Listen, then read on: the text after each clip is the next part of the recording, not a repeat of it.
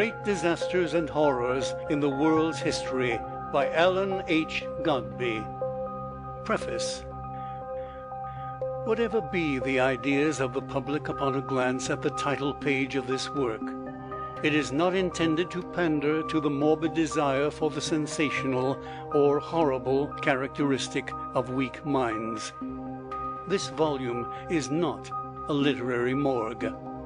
Mankind is constantly astonished by reports of mishaps and disasters of manifold character, when there is seldom room for astonishment. A large proportion of the calamities reported from day to day are directly due to the haste, greed, and heedlessness of man himself, and need no comment.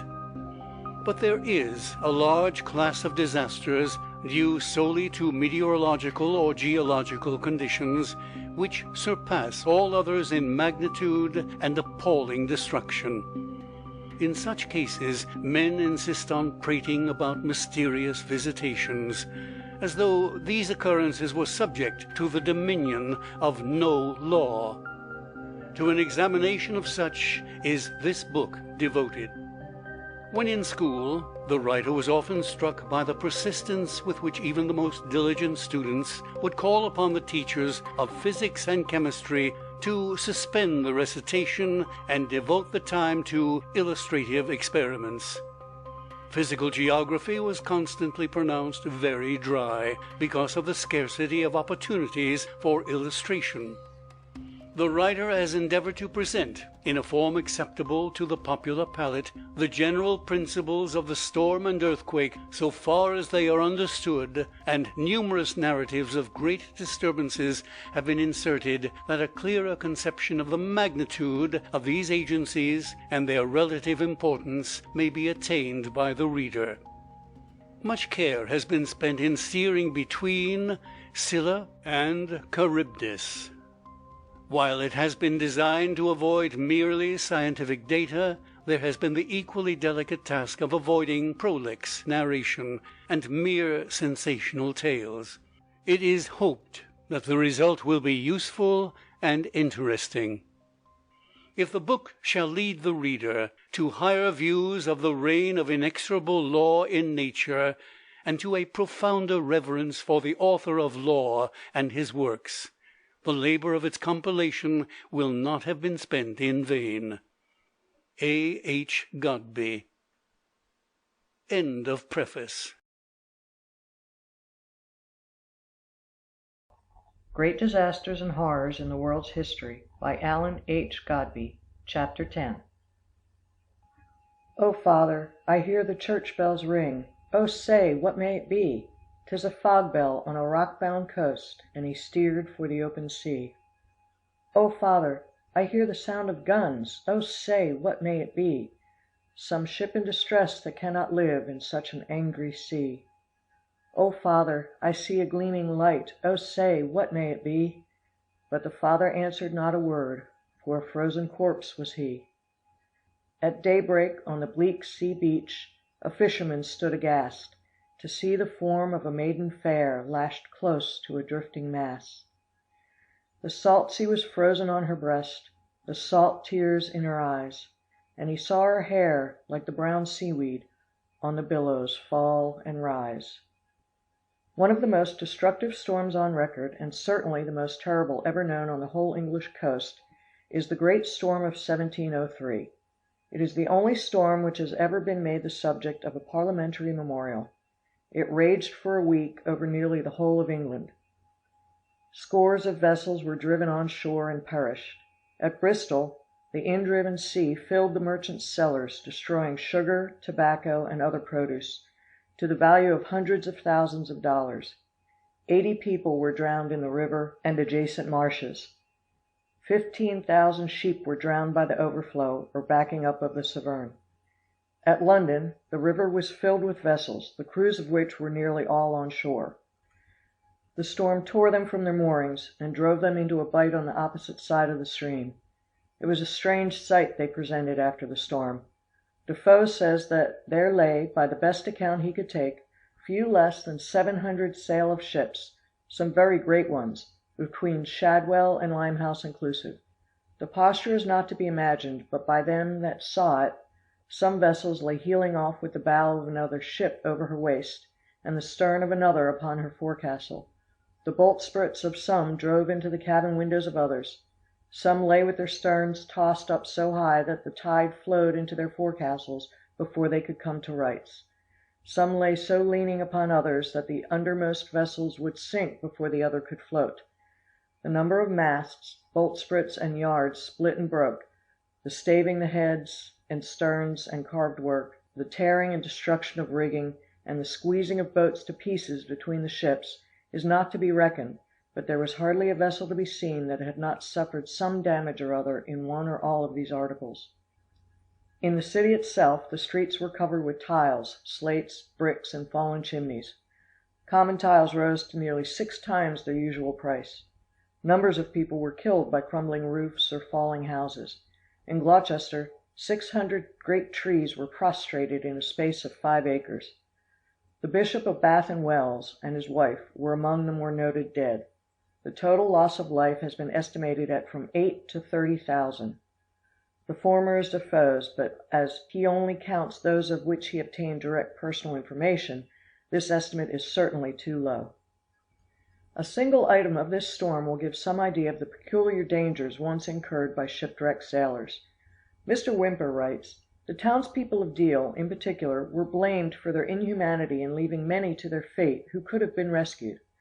Boatmen went off to the sands for booty, some of whom would not listen to poor wretches who might have been saved. Many unfortunate shipwrecked persons could be seen, by the aid of glasses, walking on the Goodwin sands in despairing postures, knowing that they would, as Defoe put it, be washed into another world at the reflux of the tide." The mayor of Deal, Mr. Thomas Powell, asked the custom house officers to take out their boats and endeavor to save the lives of some of these unfortunates, but they utterly refused. The mayor then offered from his own pocket 5 shillings a head for all saved, and a number of fishermen and others volunteered, and succeeded in bringing 200 persons on shore, who would have been lost in a half an hour afterwards. The Queen's agent for sick and wounded seamen would not furnish a penny for their lodging or food, and the good mayor supplied all of them with what they required. Several died, and he was compelled to bury all of them at his own expense. He furnished a large number with money to pay their way to London. He received no thanks from the government of the day, but some long time after was reimbursed the large sums he had expended. One not versed in the tales of the past might be astounded at such inhumanity, yet the case cited is comparatively a mild one. People acquainted with the history of pirates and buccaneers know that coasts everywhere were once more or less infested with land sharks, more merciless than any shark of the deep, who enriched themselves by the misfortunes of others, and drowning sailors would be disregarded in the race for plunder. Yet this is but a shadow of the fearful tragedies often enacted. Picture a richly laden vessel, homeward bound, with scores of eager, anxious hearts on board, and other scores in port eagerly awaiting them. The captain smiles thoughtfully as he murmurs, "We shall be at home tomorrow." The mother with child in arms repeats, as she thinks of the waiting husband, "We shall be home tomorrow." The bronzed wanderer, returning after years of adventure, wonders if his boyhood's home is changed, as he thinks, "I shall be home tomorrow." There is but the faintest indication of storm. Inshore, cruel, sinister faces scan the sky and the distant ship as the twilight settles down, and whisper together, and scowl as they recall past disappointments. They will take care that they are not disappointed again. Their grizzled old leader will see to that. Night gathers apace. The storm bursts. The ship is far off shore and in safe quarters. It is time to act. Now, in the pitchy darkness of the night, with bowed head and faltering steps battling against the storm, the old man leads a white horse along the edge of the cliff. To the tip of the horse's tail a lantern is tied, and the light sways with the movement of the horse, and in its movements seems not unlike the masthead light of a vessel rocked by the motion of the sea. A whisper has gone through the village of a chance of something happening during the night, and most of the men and many of the women are on the alert, lurking in the caves beneath the cliff, or sheltered behind jutting pieces of rock. The vessel makes in steadily for the land. The captain grows uneasy, and fears running into danger. He will put the vessel round, and try and battle his way out to sea. The lookout man reports a dim light ahead. What kind, and whither away? He can make out that it's a ship's light, for it is in motion. Yes, she must be a vessel standing on the same course as that which they are on. It is all safe, then, the captain will stand in a little longer, when suddenly, in the lull of the storm, a hoarse murmur is heard. Surely the sound of the sea beating upon rocks. Yes, look, a white gleam upon the water. Breakers ahead, breakers ahead. Oh, a very knell of doom. The cry rings through the ship. Down, down with the helm, round her to! Too late, too late! A crash, a shudder from stem to stern of the stout ship, the shriek of many voices in their agony, green seas sweeping over the vessel, and soon broken timbers, bales of cargo, and lifeless bodies scattered along the beach, while the shattered remnant of the hull is torn still further to pieces with each insweep of the mighty seas as they roll it to and fro among the rocks. Fearful and crafty, the smile that darkened the face of the willing murderer who was leading the horse with the false light as he heard the crash of the vessel and the shrieks of the drowning crew. Fearful the smile that darkened the faces of the men and women waiting on the beach as they came out of their places, ready to struggle and fight among themselves for any spoil that might come ashore. A homeward bound ship from the Indies. Great good fortune, rich spoil. Bale after bale is seized upon by the wreckers, and dragged high upon the beach, out of the way of the surf. But see! A sailor clinging to a bit of broken mast. With his last conscious effort he gains a footing on the shore, staggers forward and falls. Is he alive? Not now. Why did that fearful old woman kneel upon his chest and cover his mouth with her cloak? Dead men tell no tales, claim no property. No fiction of fancy this. Only the last great day will ever reveal how many souls have perished at the hands of those who should have succored them. Think of a man and his wife reaching the shore after an exhausting struggle, the man leaving his wife in a sheltered nook while he goes in search of human habitations, and returning after a few moments to find his wife a plundered, naked corpse. And yet such practices were tolerably common, even within the range of a century past. In striking contrast with the heartless wreckers are those known on the British coast as hovellers. These put out to sea in stormy weather to ascertain if vessels in the offing are in need of anything, or are otherwise crippled, and many a ship have they saved from wreck by their timely aid. It appears strange that, among a people so dependent upon the sea as the English, no regularly organized methods of diminishing the losses by wreck existed till within the present century. Yet such is the fact.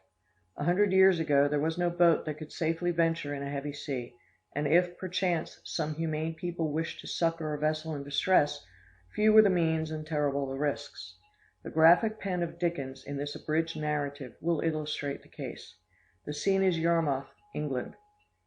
In the difficulty of hearing anything but wind and waves, and in the crowd and the unspeakable confusion, and my first breathless efforts to stand against the weather, I was so confused that I looked out to sea for the wreck, and saw nothing but the foaming heads of the great waves. A half-dressed boatman, standing next to me, pointed with his bare arm, a tattooed arrow on it pointing in the same direction, to the left. Then, oh great heaven, I saw it, close in upon us. One mast was broken off short, 6 or 8 feet from the deck, and lay over the side, entangled in a maze of sail and rigging, and all that ruin, as the ship rolled and beat, which she did without a moment's pause, and with a violence quite inconceivable, beat the side as if it would stave it in. Some efforts were even then being made to cut this portion of the wreck away, for, as the ship, which was broadside on, turned towards us in her rolling, I plainly descried her people at work with axes, especially one active figure with long curling hair, conspicuous among the rest. But a great cry, which was audible even above the wind and water, rose from the shore at this moment. The sea, sweeping over the rolling wreck, made a clean breach, and carried men, spars, casks, planks, bulwarks, heaps of such toys, into the boiling surge. The second mast was yet standing, with the rags of a rent sail, and a wild confusion of broken cordage flapping to and fro. The ship had struck once, the same boatman hoarsely said in my ear, and then lifted in and struck again. As he spoke, there was another great cry of pity from the beach. 4 men arose with the wreck out of the deep, clinging to the rigging of the remaining mast. Uppermost, the active figure with the curling hair. There was a bell on board, and, as the ship rolled and dashed, like a desperate creature driven mad, now showing us the whole sweep of her decks as she turned on her beam ends towards the shore, now nothing but her keel as she sprung wildly over and turned towards the sea. The bell rang, and its sound, the knell of those unhappy men, was borne towards us on the wind. Again we lost her, and again she rose. 2 men were gone. The agony on shore increased. Men groaned and clasped their hands, women shrieked and turned away their faces. Some ran wildly up and down along the beach, crying for help where no help could be. I found myself one of these, frantically imploring a knot of sailors whom I knew, not to let those 2 lost creatures perish before our eyes, when I noticed that some new sensation moved the people on the beach, and saw them part, and Ham come breaking through them to the front. I ran to him, held him back with both arms, and implored the men with whom I had been speaking not to listen to him, not to do murder, and not to let him stir off that sand. Another cry arose on shore, and looking to the wreck, we saw the cruel sail, with blow on blow, beat off the lower of the 2 men, and fly up in triumph round the active figure left alone upon the mast. Against such a sight, and against such determination as that of the calmly desperate man, I might as hopefully have entreated the wind. "Mas'r Davy," he said, cheerily grasping me by both hands, "if my time is come, 'tis come. If 'tain't, I'll bide it. Lord above bless you, and bless all. Mates, make me ready. I'm a going off." I don't know what I answered or what they rejoined, but I saw a hurry on the beach, and men running with ropes from a capstan that was there, and penetrating into a circle of figures that hid him from me. Then I saw him standing alone, in a seaman's frock and trousers, a rope in his hand, or slung to his wrist, another round his body, and several of the best men holding at a little distance to the ladder, which he laid out himself slack upon the shore at his feet. Ham watched the sea, standing alone, with the silence of suspended breath behind him, and the storm before, until there was a great retiring wave, when, with a backward glance at those who held the rope which was made fast round his body, he dashed in after it, and in a moment was buffeting with the water. Now he made for the wreck, rising with the hills, falling with the valleys, lost beneath the rugged foam, borne in towards the shore, borne on towards the ship, striving hard and valiantly. The distance was nothing, but the powers of the sea and the wind made the strife deadly. At length he neared the wreck. He was so near that with one more of his vigorous strokes he would be clinging to it, when a high, green, vast hillside of water, moving on shoreward from beyond the ship, he seemed to leap up into it with a mighty bound, and the ship was gone. On running to the spot where they were hauling in, I saw some eddying fragments in the sea, as if a mere cask had been broken. Consternation was in every face. They drew him to my very feet, insensible, dead, beaten to death by the great wave, and his generous heart was stilled forever. Such things weighed heavily upon the humanely disposed, and when a century ago Mr. Greathead, who had a great heart, stood at Newcastle on Tyne, and saw man after man drop from a great wreck into a raging sea, without the possibility of rescue, he set himself to work upon the problem of the lifeboat. Noticing that half of a circular wooden bowl invariably turned concave side upward when thrown in the water, it occurred to him at once that a boat with a curved instead of a straight keel would always right itself. Woodhave, at the same time, was advocating padding the boat heavily with cork, and the first lifeboat was constructed from these ideas. A year or 2 later, a minister in the Orkneys suggested that all boats could be made self-righting by fixing an empty water-tight cask in either end. So the idea of air chambers developed, and later the curved keel was made of iron, to aid in ballasting the craft, so that the modern lifeboat, with curved iron keel, cork padding, air chambers, and tubes to permit water to flow out, cannot be sunk or made to float bottom up. The men may sometimes be washed out of it, or a side stove in, but the boat will always be found right side up. Strange as it may appear, though, the first lifeboat, with its crudities, saved hundreds of lives within a few years, the government took no steps to institute a general system or life-saving service. To the average American this seems striking, but governments a century ago were more concerned about the success in war than about the welfare of the masses. They studied destruction of life more than its preservation, and if perchance some ruler affected peculiar concern for the welfare of the state, it was generally the case that the definition of Louis XIV was applicable. The state, that's me. But Sir William Hillary and Thomas Wilson made earnest appeals to the Parliament for the establishment of a national life-saving institution, and Hillary added the more effective argument of many deeds of personal daring in the venturous work. Between 1821 and 1846, no fewer than 144 wrecks occurred on the Isle of Man, and 172 lives were lost, while the destruction of property was estimated at $250,000. In 1825, when the City of Glasgow steamer was stranded in Douglas Bay, Sir William Hillary assisted in saving the lives of 62 persons, and in the same year 11 men from the brig Leopard and 9 from the sloop Fancy, which became a total wreck.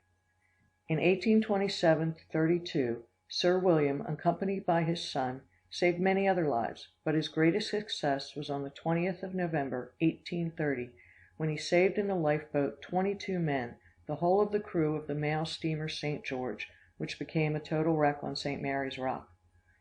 On this occasion he was washed overboard among the wreck, with 3 other persons, and was saved with great difficulty, having had 6 of his ribs fractured. So the British institution arose, small at first, but mighty in its work since. 10 years after, in 1850, it was reorganized, and improved lifeboats secured. The importance of the work may be imagined when we record that from 1852 to 1871, the wrecks on British coasts alone averaged 1,446 per annum. When we add the work of our own life-saving service, and the service of lifeboats in many other lands, we may realize how inestimable is the value of such an institution. Among the earlier measures to prevent loss of life are fog bells, fog horns, and lighthouses, to warn the sailor of dangerous shoals. In earlier days, wreckers sometimes silenced the fog bell. Southey has given us a ballad upon the poetic justice said to have been meted out to a famous pirate who removed the bell placed by the Abbot of Arbroath upon the Inchcape Rock, off the Scottish coast. 1 year later, with a rich booty, the pirate nears home once more. They hear no sound, the swell is strong, though the wind hath fallen they drift along, till the vessel strikes with a shivering shock. O Christ! it is the Inchcape Rock. So Ralph the rover tore his hair, he cursed himself in his despair. The waves rush in on every side, the ship is sinking beneath the tide. With this notice of the extent to which man may be responsible for disasters, the subject must be dismissed.